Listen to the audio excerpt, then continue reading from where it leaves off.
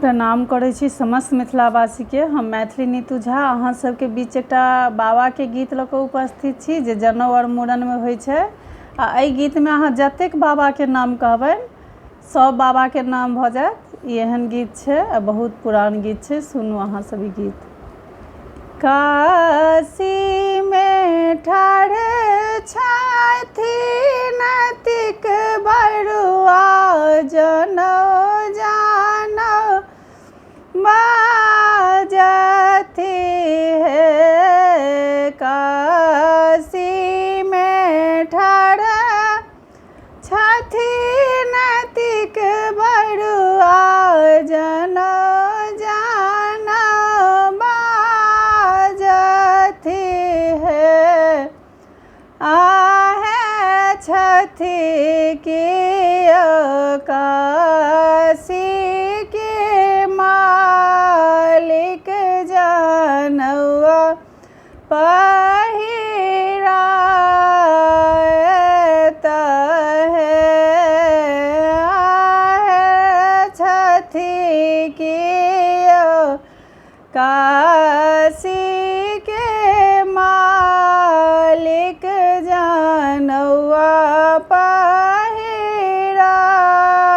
पहिरायत है। काशी के मालिक छथि विश्वनाथ बाबा ओहो उठी बाजथि हे।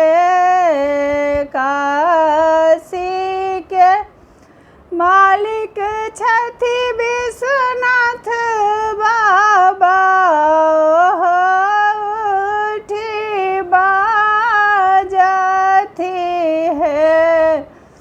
लाल हम छियै काशी के मालिक जनउआ पहिरायब हो।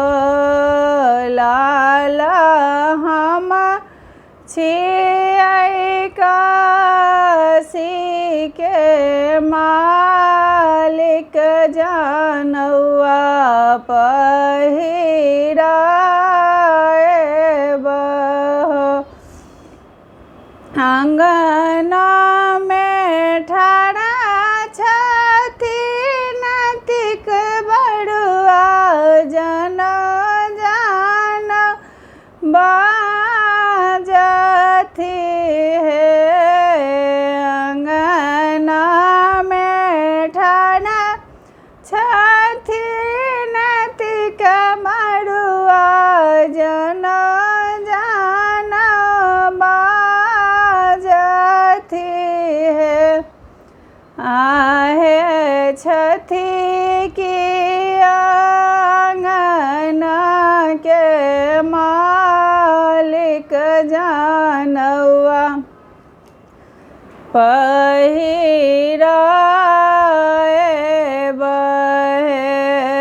आहे छथि कियो आंगना के मालिक जनउआ पहिरायब। आंगना के मालिक छथिन अपन बाबा सेहो उठी बाजथि हे। आंगना के मालिक छथिन अपन बाबा उठी बाजथि हे। लाल हम छियै आंगना के मालिक जनउआ पहिरायब हो। दुआरे पर ठाढ़ छथिन तिक बरुआ जनउ जानउ बाजथि